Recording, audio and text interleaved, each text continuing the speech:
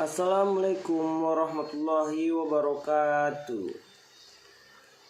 Perkenalkan, nama saya Rizky Dharma Putra. Saya dari Prodi Ilmu Hukum dengan NIM 2105040033. Di sini saya akan menjelaskan tentang bab 5, bagaimana harmoni kewajiban dan hak negara dan warga negara dalam demokrasi yang bersumber pada kedaulatan rakyat dan musyawarah untuk mufakat. Dalam sosiologi, konsep ini dikenal dengan istilah strong sense of dalam tradisi budaya Indonesia.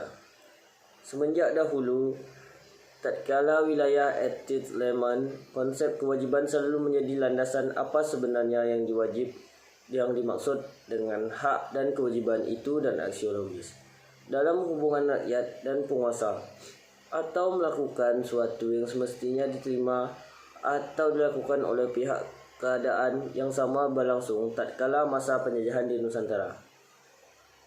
Tentu dan tidak dapat oleh pihak lain manapun juga yang pada masa penjajahan Belanda yang demikian lama maupun masa prinsipnya dapat dituntut secara paksa olehnya. Hak dan kewajiban merupakan sesuatu yang tidak dapat dipisahkan. Walaupun demikian, dalam sejarah Jawa selalu saja muncul menurut teori korelasi yang dianut oleh pengikut utilitarianisme.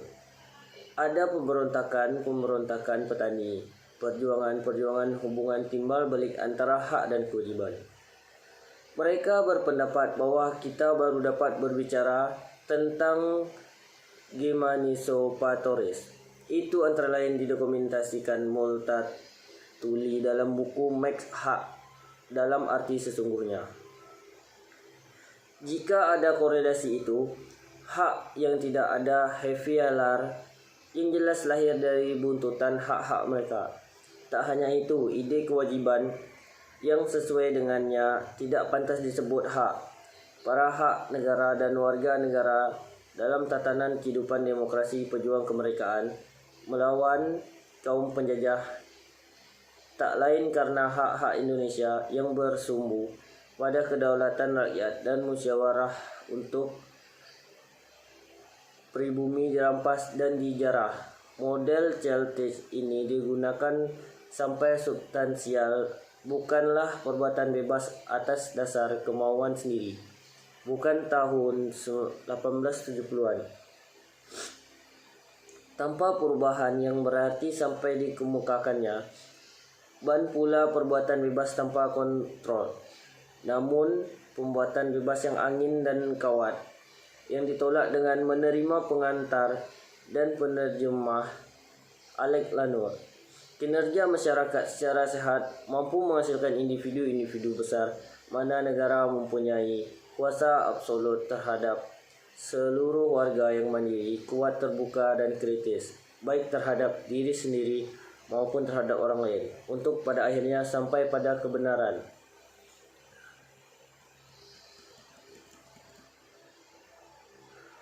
Apa kriteria kunci untuk negaranya, serta Jepang pada masa Tenoheica yang menempatkan kaisar mencapainya sebagai pemilik kuasa absolut terhadap rakyatnya.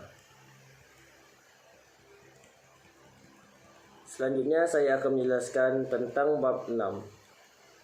Bagaimana hakikat, instrumentasi, dan praksis demokrasi Indonesia berlandaskan Pancasila dan UUD NRI 1945. 1.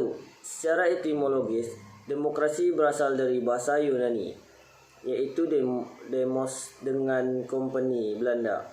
Tidak ada lagi yang berani menegur atau menasehatinya, yang berarti rakyat, dan kratos atau kratein yang berarti pemerintahan. Namun, tidak semua bangsawan menyetujui tindakan sewenang-wenang itu atau kekuasaan.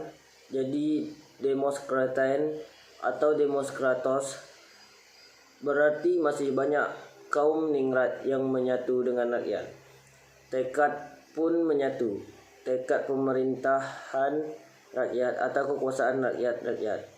tekad para penegak keadilan semua menyatu menjadi semangat perlawanan terhadap kezaliman dan kesewenang-wenangan. 2. Secara terminologi, banyak pandangan tentang demokrasi. Tidak ada bangkitlah seorang pemuda dari lingkungan Istana Cangkraningrat. 1. Ia bernama pandangan tunggal tentang apa itu demokrasi. Demokrasi dapat Trunojoyo mengobarkan pemberontakan dibantu oleh Karaing Galesong dari Makassar. Trunojoyo beserta pasukannya berjaya memasuki politik dan sebagai pola kehidupan bernegara dengan prinsip-prinsip Mataram.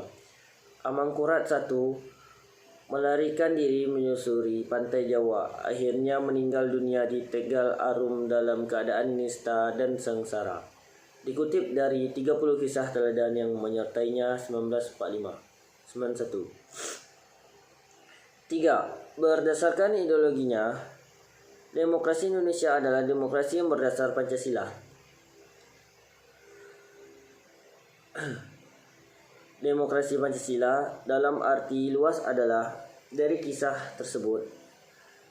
Di atas, apakah Anda berpendapat bahwa Amangkurat I kedaulatan atau kekuasaan tertinggi ada pada rakyat yang dalam merupakan seorang pemimpin yang baik?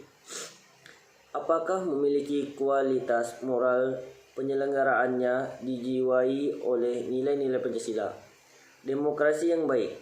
Bagaimana jika seorang pemimpin kualitas moralnya buruk? Pancasila dalam arti sempat adalah kedaulatan rakyat. Apa yang akan terjadi? Dilaksanakan menurut hikmah kebijaksanaan dalam permusyawaratan perwakilan 1761-774. Demokrasi Indonesia adalah demokrasi konstitusional selain karena bab 7 dirumuskan nilai dan normanya dalam UUD 1945. Konstitusi Indonesia juga bersifat membatasi kekuasaan pemerintahan dan menjamin hak dasar warga negara. Bagaimana dinamika historis praktik demokrasi Pancasila berjalan sesuai dengan dinamika konstitusional, sosial, politik, kultural, perkembangan kehidupan kenegaraan Indonesia.